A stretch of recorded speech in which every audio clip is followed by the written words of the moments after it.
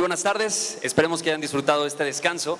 Y ahora continuamos con el foro Prevención, Investigación y Sanción de la Tortura en México, para la cual ahora tenemos la cuarta y última mesa de trabajo, titulada Acciones Jurisdiccionales y Legislativas, para la cual también pido un fuerte aplauso para nuestros panelistas. Carlos Pérez Vázquez, coordinador de Derechos Humanos y Asesoría de la Presidencia de la Suprema Corte de Justicia de la Nación.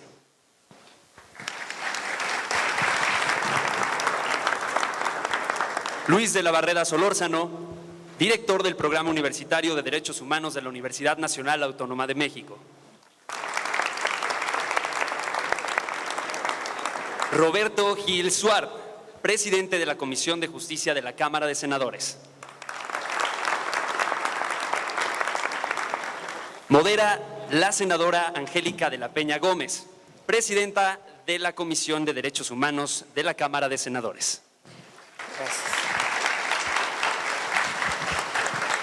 Buenas tardes a todas y a todos ustedes. Esta cuarta mesa tiene que ver con el tema relacionado con las acciones jurisdiccionales y legislativas. Es la mesa que cierra el debate que hemos iniciado desde el momento en que se inauguró este foro internacional, y los tres participantes cumplen este cierre magistral. Los tres son, como yo los defino, de lujo, y van en la dinámica en que se ha construido este foro internacional. Vamos a comenzar dándole uso de la palabra al doctor Carlos Pérez Vázquez, que sin demérito de una presentación pequeña, de ninguna manera hago omisión que parte importante desde la decisión del ministro presidente de la Suprema Corte de Justicia de la Nación en el diseño de diferentes directrices enmarcadas en la promoción de los derechos humanos, y él cumple un papel muy relevante en este trabajo desde la Suprema Corte de Justicia. Varios protocolos que han diseñado en la Suprema Corte de Justicia, que es importante que ustedes conozcan desde la página de la Suprema Corte de Justicia de la Nación, y por supuesto uno que está, por decirlo de manera coloquial, horneándose, que es el protocolo que tiene que ver contra la tortura. Carlos, sin más, por favor, tienes uso de la palabra hasta 15 minutos, si eres tan gentil. Muchas gracias. Bueno, muy buenas tardes. Antes que nada, mi agradecimiento a la Comisión de Derechos Humanos del Senado de la República, a su presidenta, la senadora de la Peña, por la invitación que me formularon para estar aquí. El Poder Judicial de la Federación está en receso judicial, tal como dice la Ley Orgánica del Poder Judicial de la Federación, pero pasar unos días de receso en Aguascalientes para mí ha sido, la verdad, una gran oportunidad, y por eso doy las gracias. Siempre que siento que el tema de la tortura se frivoliza, porque en realidad ante los medios de comunicación, los grandes medios de comunicación, las películas, las series de televisión, el tema realmente se frivoliza, yo he encontrado como el mejor remedio regresar siempre al protocolo de Estambul, el cual yo creo ya se ha tratado y se ha tocado en la mesa anterior. Es un documento que todos debemos conocer, y cuando uno se imagina a los grandes héroes de Hollywood que soportan la tortura y después son capaces de rodar 2 horas más de película, pues simplemente es suficiente, me parece a mí, recordar algo como esto.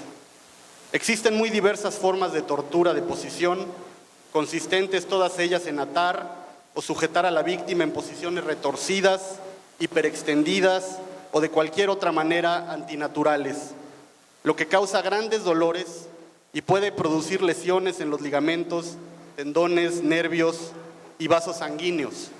Es característico de todas estas formas de tortura que apenas dejan o no dejan señales exteriores o signos que puedan detectarse por radiología, pese a que después son frecuentes las graves discapacidades crónicas. La tortura, pues, no es algo que debamos trivializar. No podemos darnos ese lujo, porque es humanamente inaceptable, humanamente en términos biológicos, en términos psicológicos, en términos psíquicos, el que ocurra.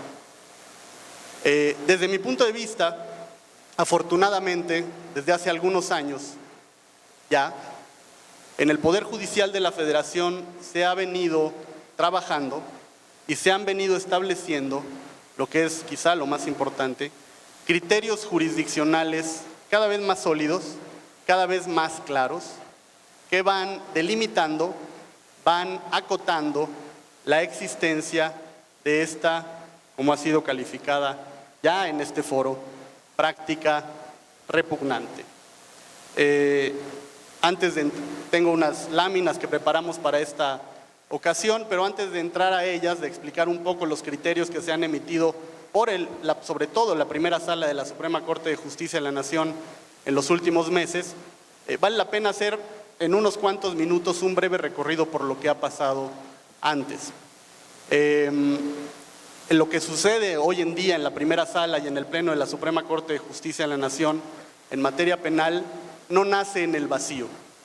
Desde principios de este siglo, la Corte Interamericana de Derechos Humanos ha venido estableciendo criterios, interpretando las convenciones, la Convención Americana de Derechos Humanos, la Convención Interamericana de Tortura, y aplicando criterios de otros tribunales, como el Tribunal Europeo, y en los que ha venido acotando y señalando con mucha más claridad cuáles son los alcances de esta conducta atroz que debe ser evitada por todas las autoridades. Hay sin duda varias resoluciones, pero en el curso de lo que va de este siglo, la Corte Interamericana de Derechos Humanos ha resuelto 3 sentencias que son particularmente importantes.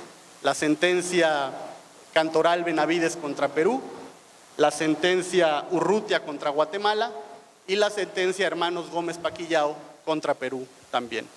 Que en realidad cuando uno lee el contenido de esas sentencias, en el área de fondo, en la sección de consideraciones de fondo, encuentra muchas resonancias, muchas coincidencias con lo que después la Suprema Corte de Justicia de la Nación en México ha venido resolviendo. Pero vale la pena mencionar, antes de pasar a los criterios concretos a los que ha venido decantando ya la primera sala de la Suprema Corte de Justicia, recordar que desde al menos hace 2 años y medio, los tribunales de la Federación han venido resolviendo cada vez con más frecuencia asuntos relacionados con tortura, al grado que ya en el nivel de los tribunales colegiados de circuito se ha creado jurisprudencia. Por ejemplo, la jurisprudencia que ordena que todo acto de tortura sea investigado, o toda alegación de tortura sea investigada de oficio, en consonancia con lo que quiere la Comisión Interamericana para prevenir la tortura y en consonancia también con lo resuelto ya por la Corte Interamericana de Derechos Humanos. Entonces, lo que ha resuelto recientemente la Suprema Corte de Justicia de la Nación, a la que ese trabajo ya ha sido referido en las mesas anteriores, no es algo entonces que nace en el vacío, sino que obedece a un movimiento que está sucediendo al interior del Poder Judicial de la Federación y que puede constatarse incluso en la sentencia más reciente dictada mediante solución amistosa por la propia Corte Interamericana de Derechos Humanos en contra del Estado mexicano, la sentencia Juan García Cruz y Santiago Sánchez Silvestre contra México. Porque hay que recordar que en esa sentencia claramente se establece que fue en virtud de sentencias de amparo, una sentencia de amparo tomada tardíamente, tal como lo dice la Corte Interamericana de Derechos Humanos, que el Estado mexicano empezó a considerar seriamente la posibilidad de presentar, bueno, reconocer la responsabilidad internacional primero y después realizar o llevar a cabo una solución amistosa de este caso. Entonces, por lo menos en los últimos 3 años y medio, el Poder Judicial de la Federación ha venido entonces trabajando, enfrentando de forma distinta a la que tradicionalmente se había enfrentado el problema de la tortura, estos casos, y en realidad esto explica el contexto en el cual las resoluciones tomadas recientemente por la primera sala, concretamente en mayo de este año, publicadas en mayo de este año, en relación con el llamado caso o el famoso caso de Israel Arzate, no nacen pues en el vacío. Aquí en esta presentación que tenemos les podemos entonces dar más información. La que sigue, por favor, o la primera. El criterio más antiguo que existe en la Suprema Corte de Justicia de la Nación es, como ustedes pueden ver ahí, de la quinta época, en el cual se refiere a actos de molestia o de brutal ferocidad vinculados con actos denigrantes. Es una tesis que no hablaba de tortura, no existían todavía los instrumentos regionales para poder desarrollar el concepto, pero es el primer antecedente lejano, digamos, haciendo un trabajo de arqueología jurisdiccional que encontramos en el trabajo de la Suprema Corte de Justicia de la Nación. Siguiente, por favor. En 1999, perdón, esta es una tesis del año 2009, se movió la lámina, pero es una tesis del año 2009 en el cual ya la Suprema Corte de Justicia de la Nación habla de que la tortura es un delito y que por lo tanto debe sujetarse y probarse debidamente para cumplir con los extremos del debido proceso penal. El caso que ya mencionamos hace un rato de García Cruz y Sánchez Silvestre es muy importante, muy interesante para aquel al que le interese la historia del tratamiento de la tortura por los tribunales mexicanos, porque en 1999 un tribunal colegiado negó el amparo a estas dos personas. Los nombres son ficticios, de acuerdo con el acuerdo que se tomó en San José de Costa Rica, porque no había un criterio, de acuerdo con la interpretación que hizo el colegiado en su momento, derivado de la Suprema Corte de Justicia de la Nación, que le permitiera tomar un papel más proactivo en la defensa de las personas en relación con los alegatos de tortura.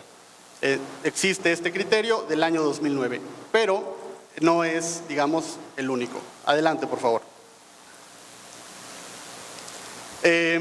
Esta es una tesis también del año 2009 en donde se establece claramente cuáles son las obligaciones del Estado mexicano para prevenir la práctica de la tortura. Ya han hablado en las sesiones anteriores de esos estándares que ya están establecidos en instrumentos internacionales y por lo tanto no me detengo en eso para tampoco consumir demasiado tiempo más.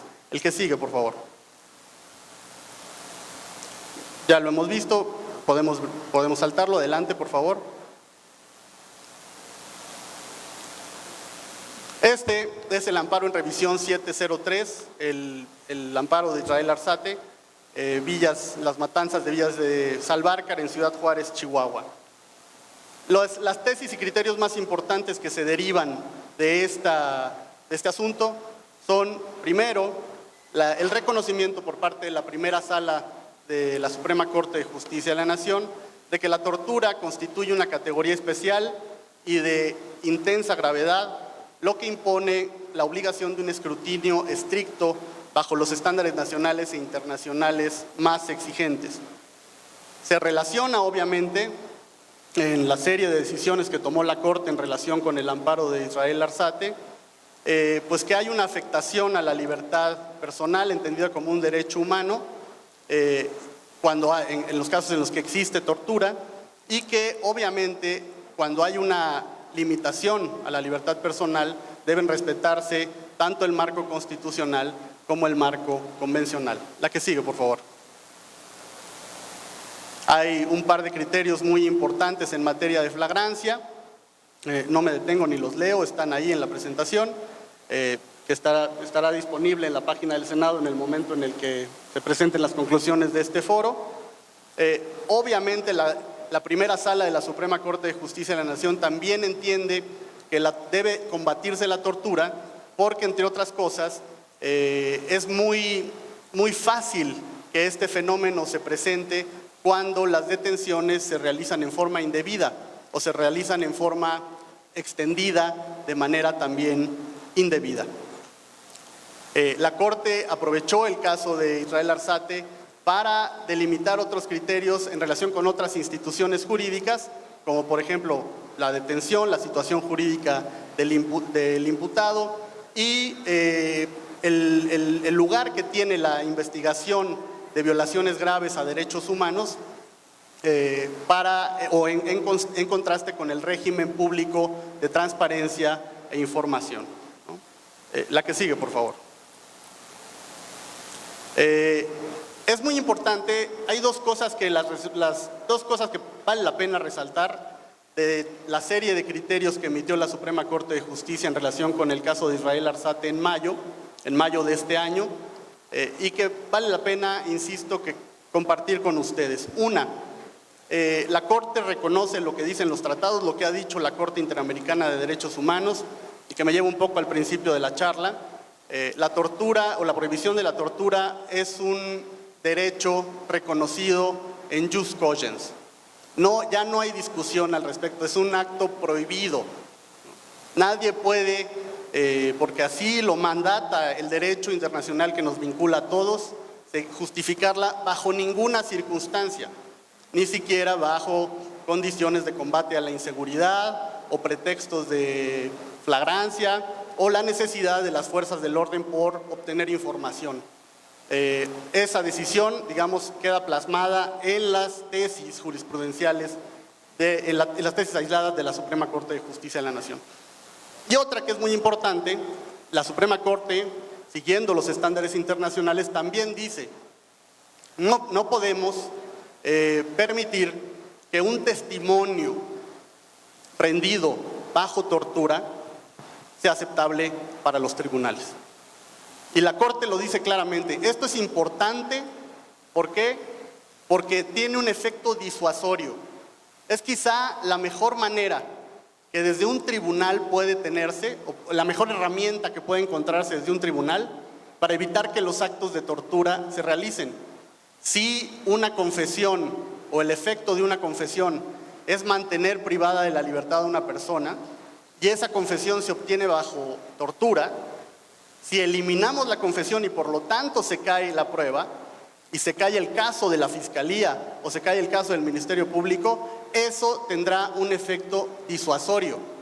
Y eso lo dice claramente la sentencia del caso Arzate y lo expresa también muy nítidamente una tesis emitida por la Suprema Corte de Justicia de la Nación.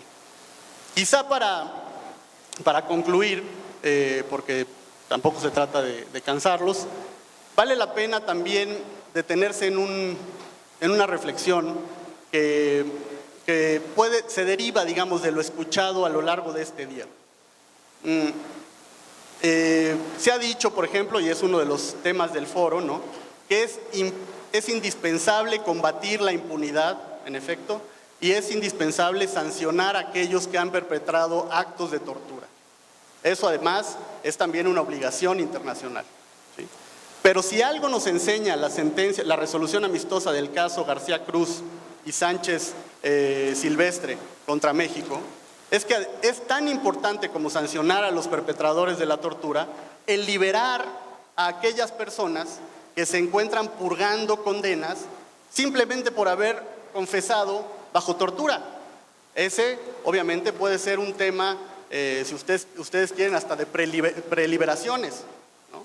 O puede ser, sin duda, interesante desde un punto de vista de proceso penal, ¿no?, para intentar juicios de reconocimiento de inocencia.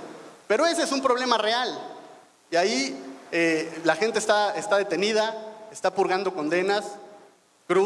García Cruz y Sánchez Silvestre lo demuestran. Sí existen esos casos, ¿no?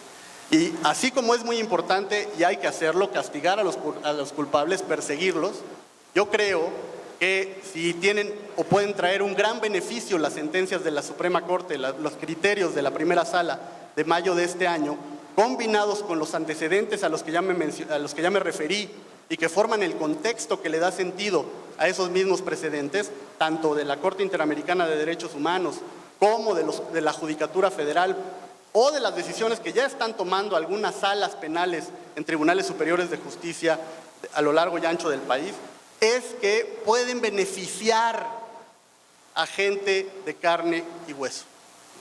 Entonces, ese trabajo, sin duda, es difícil, es complicado, pero debido a los criterios emitidos por la primera sala y por los colegiados del país, creo que el camino empieza a allanarse. Y yo invitaría a todos aquellos operadores jurídicos, miembros del foro jurídico, a pensar en la posibilidad de aplicar estos criterios, estos precedentes, a apelar a la jurisprudencia obligatoria de los colegiados para empezar a lograr la liberación de gente que injustamente está purgando condenas que no debería purgar. Yo ahí lo dejaría. Muchas gracias por su atención. Muy bien. Muchas gracias, doctor Pérez Vázquez. Corresponde el uso de la palabra al doctor Luis de la Barreda Solórzano. Él fue el primer ombudsman que tuvimos en la Ciudad de México y además ahora dirige el programa de los derechos humanos en la Universidad Nacional Autónoma de México. No obvio decir que hay una gran cantidad de artículos, ensayos con diversos temas relacionados con derechos humanos, pero de manera muy particular y relevante sobre el tema de la tortura. Por favor, si es tan amable. Es para mí un enorme gusto y ha sido un enorme honor haber sido invitado por los organizadores a participar en este foro, lo que agradezco mucho, muy especialmente a la senadora Angélica de la Peña. El tema es de la mayor relevancia y dado que a ustedes les toca escucharlo en un ambiente de gran calor y con el proceso de digestión en marcha, intentaré ser claro y breve para no hacer que la exposición tenga algún viso de tortura. En esta mesa se trata de hablar de las acciones legislativas y jurisdiccionales para prevenir la tortura, para investigarla, para perseguirla penalmente. Creo que una de las primeras acciones que hay que tomar es eliminar el arraigo. El arraigo rompe con el principio del derecho penal democrático de que hay que investigar para detener si la investigación permite al Ministerio Público obtener elementos que demuestren la presunta responsabilidad del indiciado. Cuando se dicta el arraigo, todavía no hay elementos probatorios para que un juez pueda dictar una orden de aprehensión.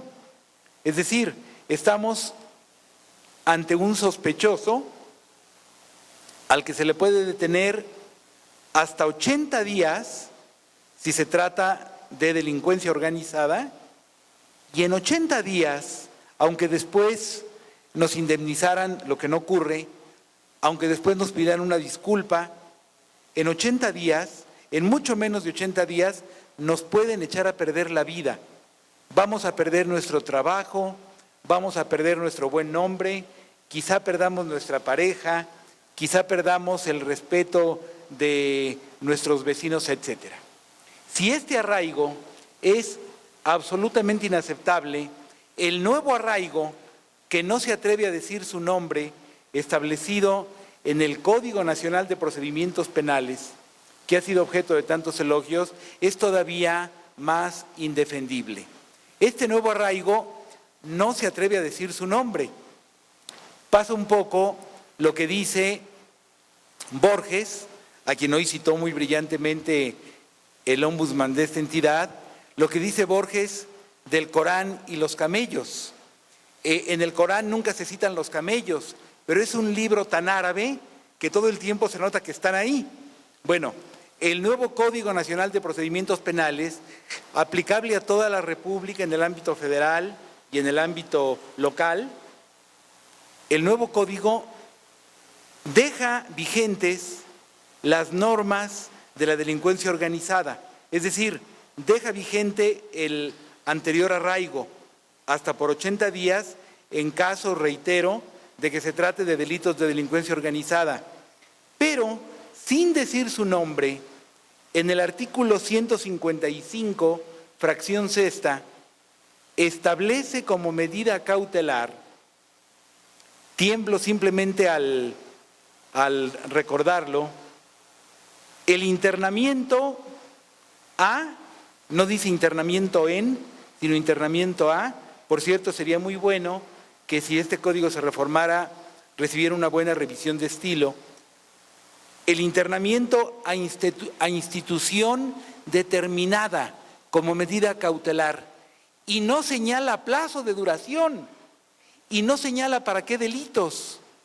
Teóricamente es posible entonces que un juez le aplique por un robo simple a un sospechoso un internamiento a institución determinada por un plazo indefinido a una persona contra la que aún no hay pruebas para dictar una orden de formal prisión. Como sé que los senadores que han organizado este foro, como sé que Angélica, como sé que todos los senadores que están en la Comisión de Derechos Humanos del Senado son enemigos de la tortura y son partidarios de un derecho penal democrático y humanitario, yo invito a que se derogue todo arraigo, pero sobre todo que se derogue este. Todavía no entra en vigor esta figura en el Código Nacional de Procedimientos Penales, es muy buen tiempo para eliminarlo. Se les fue esta figura a quienes elaboraron el código, se les fue a los legisladores que lo han aprobado, pero estamos a tiempo de eliminar una figura que es terriblemente violatoria de los derechos humanos y terriblemente irracional. Hoy nos decía en su exposición Alan García que uno de los factores que propician la tortura es el tiempo de detención prejudicial, antes de que el detenido sea puesto a disposición de la autoridad judicial, indeterminado. Y aquí tenemos una medida donde la detención, sin pruebas suficientes siquiera para un auto de formal prisión, se puede aplicar a cualquier delito y ad infinitum desde el punto de vista cronológico. Eso es absolutamente inaceptable y yo no tengo duda de que mis amigos senadores van a pugnar porque esta figura sea eliminada cuanto antes del Código Nacional de Procedimientos Penales. Decía Alicia Azzolini, poco antes de la hora de comer, que con la nueva ley federal para prevenir y sancionar la tortura, que no le daba ya valor a la confesión si no estaba presente el defensor, la tortura fue abatida y después repuntó en el combate contra la delincuencia organizada y en buena parte repuntó porque muchos defensores, de oficio principalmente, firman después de que ya su defendido declaró como si hubieran estado presentes, pero en realidad no estuvieron presentes. Entonces, creo que es importante que en el Código Nacional de Procedimientos Penales se diga que toda declaración de un indiciado, debe ser rendida ante defensor y debe ser grabada. También nos decía Alan, hay que grabar todo aquello, y nos decía también Ernesto López Portillo, hay que grabar todo aquello que pueda ser una ocasión de tortura. Si en el traslado hay tortura, hay que poner grabadoras en las patrullas. Si en los separos hay torturas, hay que poner ahí grabadoras. Bueno, también en las agencias del Ministerio Público para que se vea que realmente estuvo presente el defensor. Ocurre con la tortura Dice en un libro extraordinario Peter Edwards, que la tortura ha sido uno de los fenómenos más inquietantemente persistentes en la historia de la humanidad. Se toman medidas para prevenirla y para combatirla, y quienes la perpetran buscan nuevas maneras de burlar estas medidas. Bueno, esto seguirá ocurriendo así, pero vamos a tratar de seguirle cerrando caminos. Entonces, que se grave toda declaración del indiciado.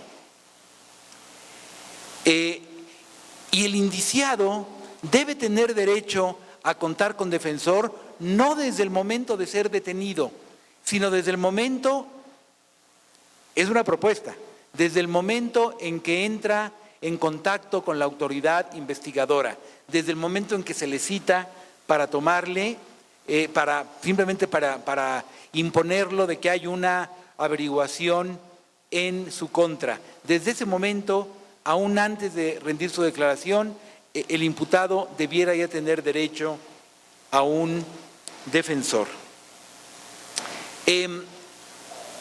Uno de los problemas respecto de la persecución de la tortura es este: toca al Ministerio Público perseguir los delitos. El delito de tortura frecuentemente es cometido por agentes de la Policía de Investigación. Estos agentes de la Policía de Investigación son compañeros de trabajo de los agentes del Ministerio Público. Algunos de ellos se irán juntos a tomar un café o unas copas, tendrán relaciones amistosas, por lo menos se saludarán con simpatía en las mañanas o al despedirse, pero es un hecho que muchas veces las averiguaciones previas por tortura no prosperan porque son averiguaciones previas contra miembros de la institución. El nuevo Código Nacional de Procedimientos Penales le da derecho a la víctima a ejercitar la acción penal, pero solamente en delitos de querella, en delitos de pena alternativa o en delitos cuya punibilidad privativa de libertad máxima no pase de 3 años de prisión. Es decir, en todo caso, en delitos muy leves. Y en los casos en que la víctima ejerza directamente ante el juez de control la acción penal, no le permite acudir al Ministerio Público para que el Ministerio Público le ayude a recabar pruebas. Es decir, libera al Ministerio Público de toda responsabilidad y la carga de la prueba la echa sobre los hombros de la víctima, cuando es el Ministerio Público quien cuenta con todos los recursos para recabar pruebas que prueben el delito. Entonces creo que tratándose del delito de tortura, debiera permitirse la acción penal particular, por supuesto, teniendo la víctima o la presunta víctima todo el derecho de acudir al Ministerio Público para que le ayude a recabar las pruebas conducentes a comprobar el delito y demostrar la presunta responsabilidad. Otra medida más, y que también todo eso debe estar en el código. Los detenidos deben ser sometidos diariamente a revisión médica y psicológica, todos los días, que se vea que no han sido objeto de ningún maltrato. Y los presos por lo menos semanalmente, quienes ya están en prisión preventiva o cumpliendo una condena.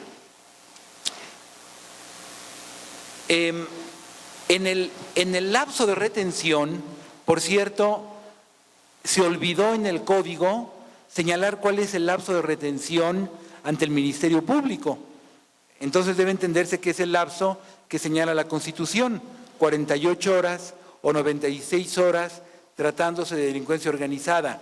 En el lapso de retención debe decirse en el código que hay que darle al detenido todas las facilidades para que se comunique con su defensor o con sus familiares. La mayoría de nosotros, si nos detuvieran en flagrancia, no sabríamos quién nos va a defender. Yo soy abogado y tengo amigos abogados, pero no sabría quién me va a defender.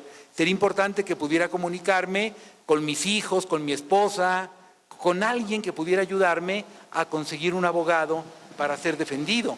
Entonces, no solamente no debe nunca, no es una práctica aceptable la incomunicación, sino que deben brindarse todas las facilidades, proporcionarle un aparato telefónico al inculpado para que pueda comunicarse con quien le convenga.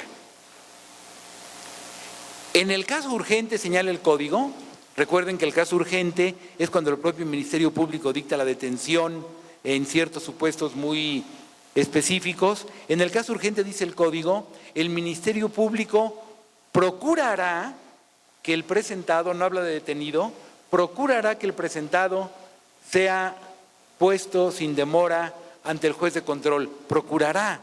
Es un verbo que se presta a cierta laxitud.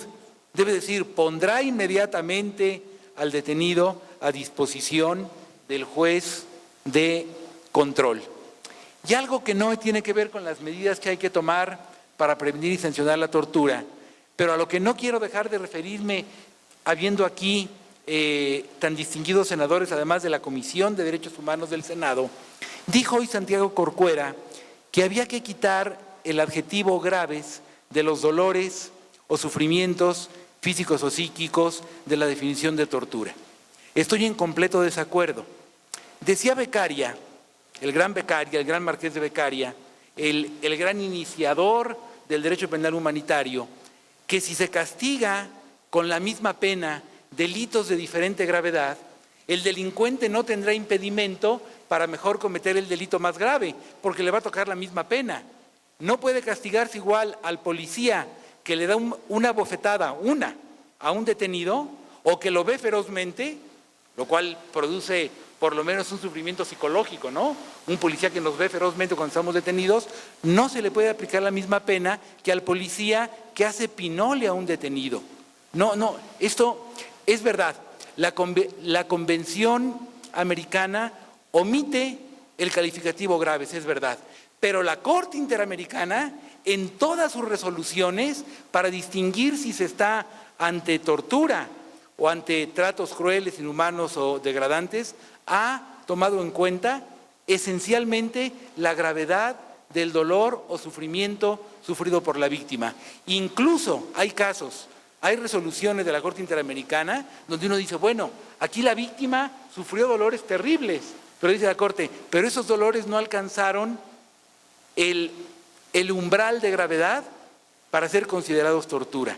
Entonces, señores amigos senadores, me parece muy importante que se conserve, como sucede en los códigos penales del mundo y como lo ha establecido la propia jurisprudencia de la Corte Interamericana de Derechos Humanos, a pesar de lo que dice la Convención, que se conserve el calificativo graves en la definición de tortura. Muchísimas gracias, Angélica, muchísimas gracias a todos los organizadores, muchísimas gracias a ustedes por su atención. Muy bien. Muchas gracias, doctor de la Barrera. Toca ahora, para cerrar esta mesa, al senador Roberto Gil. Él es integrante de la Comisión de Derechos Humanos del Senado y además preside la Comisión de Justicia. Muchísimos de los asuntos que vemos en la Comisión de Derechos Humanos empatan también con la Comisión de Justicia y él, en su doble calidad de integrante de nuestra comisión y presidir además la Comisión de Justicia, por supuesto, estamos cerrando este foro con su participación, habiendo dejado ya en el ambiente algunas de las discusiones que vamos a tener que seguir emprendiendo. Por favor, Roberto, si eres tan amable. Muchísimas gracias, muy buenas tardes. En primer lugar, mi agradecimiento a la senadora Angélica La Peña por la invitación a este foro y sobre todo también por abrir el debate sobre un tema que a veces se piensa ya superado en nuestro país, sobre todo por la construcción progresiva de un conjunto de instituciones, pero lo cierto es que hay muchos pendientes en materia de la prevención y la sanción a la tortura en nuestro país, como se ha revelado el día de hoy en este foro y como seguramente será expuesto en las conclusiones del mismo. También quiero saludar y agradecer la presencia de la senadora Lucero Saldaña, a la cual compañera de la comisión, muy entusiasta participante de la Comisión de Derechos Humanos y también comprometida con estos temas, pero también decir que no solamente ha sido motivo o intención de la senadora Angélica de la Peña abrir la discusión en los foros académicos, en los foros con la sociedad civil, sino también la discusión parlamentaria. Recientemente ha promovido una iniciativa que ha sido suscrita por distintos senadoras y senadores de la República para tratar de encontrar una solución definitiva a una suerte de conflicto entre cámaras a propósito de una iniciativa que ha dado algunas vueltas y que tiene como propósito esencial ajustar la normativa federal a los estándares internacionales y que hay que decir con autocrítica, no hemos logrado encontrar un consenso entre las cámaras para darle una solución definitiva a este pendiente legislativo. Yo espero que la iniciativa, estoy seguro que sí será, que la iniciativa que ha presentado la senadora Angélica de la Peña, suscrita por diversos legisladores de grupos parlamentarios representados en el Senado, pueda darle de nuevo cauce a esta discusión y lograr su concreción definitiva. Yo creo que lo primero que hay que decir en torno a la tortura es que es una práctica antiquísima que en cierta medida ha gozado de ciertos márgenes de tolerancia social en nuestra comunidad, en nuestro país. No solamente se le ha justificado como un mecanismo para encontrar una supuesta verdad, sino también de alguna manera como un mecanismo para garantizar el orden. Se ha sido justificado desde la perspectiva de una necesidad para poder garantizar condiciones de eficacia en el combate al crimen. Y uno parecería que esa discusión está muy lejos, pero no, todavía existe en nuestro contexto social algunas opiniones, percepciones de que la tortura a veces se puede justificar precisamente si atiende a un interés supuestamente mayor. Hay en la tortura una lógica de apariencia de eficacia. No hace mucho tiempo se le decía a la confesión, por ejemplo, extraída con coacción como la madre de todas las pruebas.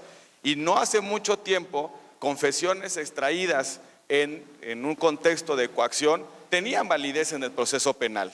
¿Cuántas veces se ponía en la televisión, por ejemplo, un caso en el cual decía, mire, el señor confesó haber matado a su vecino y el pobre hombre que estaba ahí, que aparecía en la televisión, tenía signos visibles de tortura, moretones, laceraciones, y bueno, se olvidaba el caso específico de la tortura porque se había encontrado a un presunto delincuente de un caso de homicidio. Eso no ha pasado mucho tiempo desde que ese tipo de circunstancias aparecían en nuestro contexto.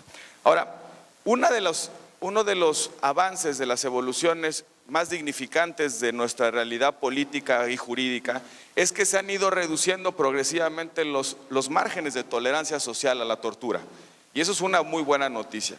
No solamente por la propia exigencia, la exigencia internacional derivada de convenios y tratados internacionales que ha suscrito el mundo, que conforman el patrimonio ético de la humanidad y que de alguna manera han impuesto un discurso diferente en el tratamiento de este fenómeno, sino también en el andamiaje institucional que hemos construido fundamentalmente a partir de los 90s y que no se concreta únicamente con la legislación federal en materia de tortura, sino que tiene otros componentes que abonan fundamentalmente en la prevención y también sanción de este fenómeno. Decía muy bien el doctor Luis de la Barrera que la tortura es un fenómeno que se concentra en el contexto que se verifica o que se significa entre la autoridad que ejerce la potestad punitiva del Estado con una persona y que si de alguna manera queremos combatir, prevenir la tortura, hay que fijarnos en ese momento de contacto entre la autoridad y la persona y tratar de encontrar una serie de soluciones a partir de la reducción de cualquier tipo de riesgo a la dignidad de la persona o daño a la dignidad de la persona en ese contacto específico.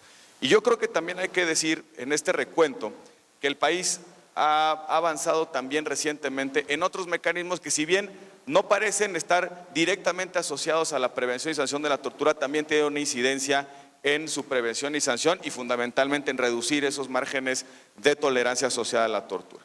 Pongo el caso, creo y estoy convencido de ello, que el Código Nacional de Procedimientos Penales sí avanza sustancialmente en la reducción de la posibilidad o la proclividad o la incidencia de este fenómeno.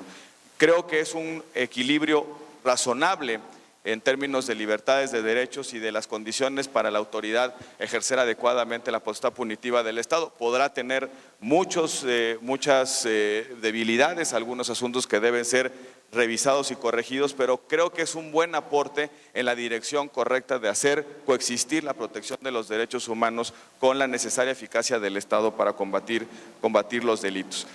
Pero otro pequeño paso, pero que también va en la línea correcta, y lo decía el relator de Naciones Unidas recientemente, es la modificación al Código de Justicia Militar, específicamente la desaparición del fuero militar cuando existe una víctima civil. Creo que es un paso importante en esa dirección que puede reducir de manera sustancial la incidencia de casos de tortura, sobre todo cuando hay participación de las Fuerzas Armadas en el ámbito de la sociedad. Tenemos, sin embargo, muchos pendientes, ya lo decían muy bien quienes hicieron uso de la voz hace un momento. El primer pendiente, déjeme decirlo de esta manera, es una de las secuelas más graves, más distorsionantes del federalismo mexicano, que es la dispersión normativa. Nuestro federalismo ha sido ocasión para encontrar, como se dice coloquialmente, de chile dulce y de manteca en el tratamiento jurídico de ciertos fenómenos.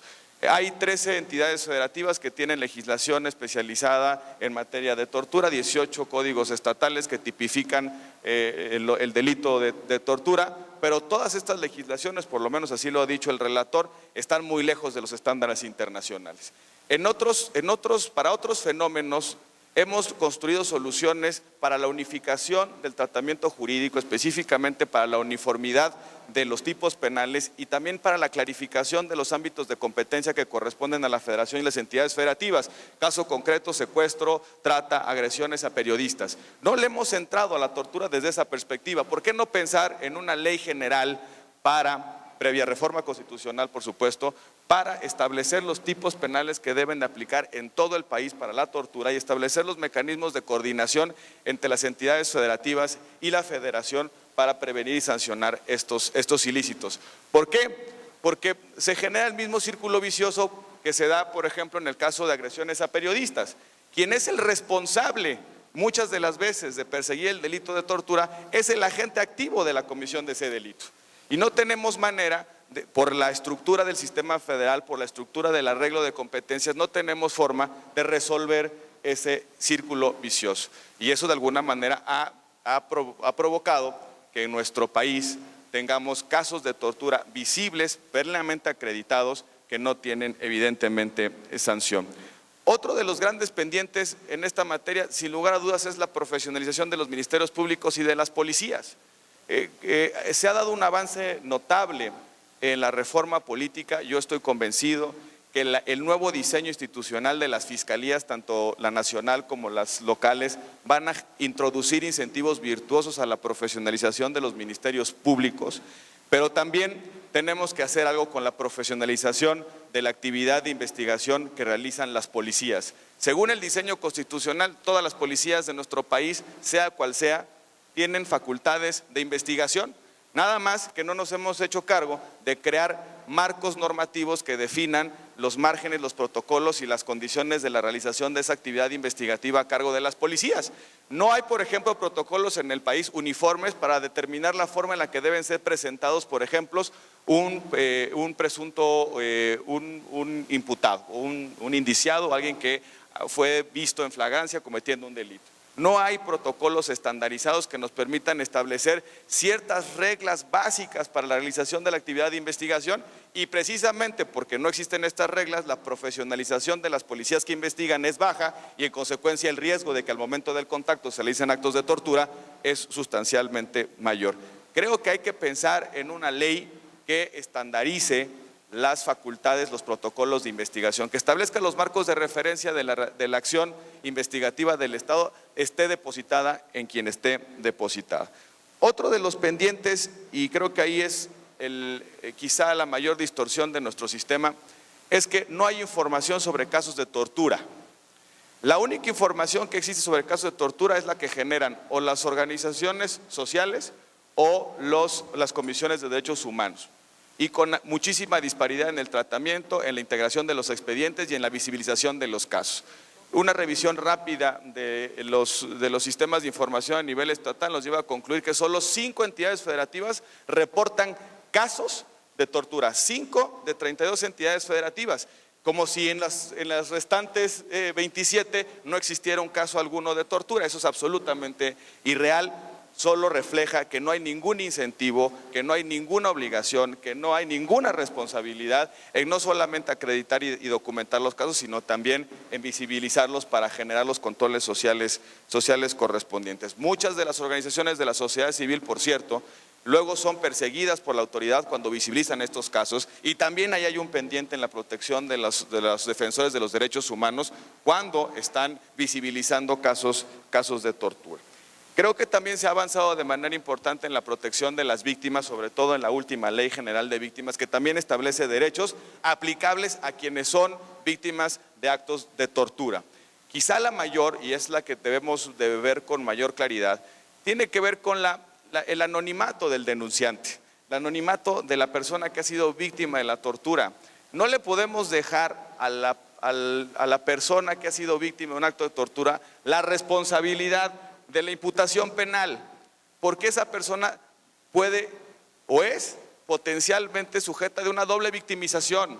Es ahí donde el Estado tiene que suplir de manera mucho más clara a la víctima en todas las fases del proceso penal, incluida en la integración, evidentemente, de la investigación y en la conducción del caso. No le podemos pedir a la víctima de tortura frente a una autoridad, porque ese es el elemento fundamental de la tortura. Del otro lado, el sujeto activo del delito es una autoridad que tiene un conjunto de instrumentos para poder o bien evitar que se le sancione o para ocultar las pruebas, los indicios fundamentales del delito. No le podemos decir a la víctima de la tortura que además tenga a su cargo la imputación penal, la integración de la investigación, el aporte de las pruebas, sino que debe suplirla con toda claridad el Estado a través de sus agentes.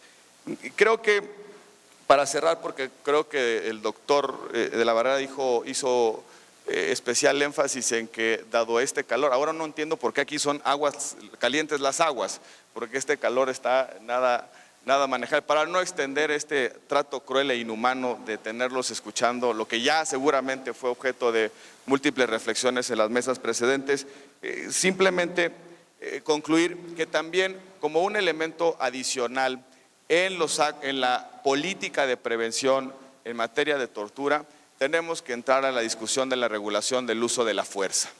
Ahí hay una zona gris donde la proporcionalidad en la respuesta de los agentes de autoridad y el exceso uso de la fuerza que puede provocar lesiones, que puede afectar la dignidad de la persona, en esa zona gris nos tenemos que hacer cargo y sobre todo diseñar mecanismos para garantizar esa proporcionalidad de la respuesta del agente del Estado frente a cualquier circunstancia en la que se justifique la intervención. Creo que recientes casos nos deben llamar la atención sobre la necesidad de establecer regulaciones de uso de la fuerza que cumplan con el estándar de la proporcionalidad, pero también que eviten esta zona en la cual el uso de la fuerza pueda ser motivo o circunstancia para un acto de tortura. Yo creo, y estoy convencido de ello, de que tenemos que hacer un esfuerzo para también una ley general que armonice, que uniforme el uso de la fuerza y no dejar a la potestad de los estados, porque vamos a llegar al mismo lugar en el cual hoy estamos, que cada entidad federativa a su leal saber y entender regula los protocolos del uso de la fuerza. Simplemente concluiría de nueva cuenta dando las gracias a la senadora Angélica de la Peña, a la senadora Lucero Saldaña por esta invitación y sobre todo decir que la iniciativa que ha planteado la senadora Angélica de la Peña, que ahora le ha dado un nuevo impulso, debe comprender no solamente el ajuste de los tipos penales a los estándares internacionales, sino sobre todo abrir una discusión de estos componentes adicionales que tenemos que acometer como sociedad para prevenir de manera eficaz los actos de tortura y sobre todo para que cada acto de tortura en nuestro país tenga responsabilidades ante las autoridades correspondientes. Por su atención, muchísimas gracias. Muy bien, muchas gracias, senador Roberto Gil Suárez. Bien, pues yo creo que con la última parte que él mencionó, cerramos nuestro foro internacional. Yo aquí lo dejo, un punto y aparte, es decir, vamos a seguir reuniéndonos. Como él decía, hay una iniciativa que recoge lo que hemos consensado entre las dos cámaras, pero vamos a tener una mesa exprofeso en corto, ahora sí, para revisar la letra. La letra de lo que tenemos que dictaminar en conferencia con la Cámara de Diputados, de tal manera que en el próximo periodo ordinario de sesiones tengamos esta ley, estas reformas a la ley. Y además, también en esa misma congruencia, incidir de manera respetuosa, coadyuvante y corresponsablemente con los congresos de los estados para que cuando menos demos este primer paso de una armonización en el mismo sentido de los tratados internacionales y de ahí derive todo lo demás que ha sido ampliamente discutido a lo largo del día de hoy. Sin más, les agradezco a cada uno de ustedes su asistencia, haremos llegar la memoria y seguimos viéndonos. Muchas gracias a todos ustedes por su presencia. De esa manera damos por terminado el foro Prevención, Investigación y Sanción de la Tortura en México. Agradecemos a nuestras autoridades, panelistas, moderadores, invitados especiales y asistentes al evento. Muy buenas tardes, gracias.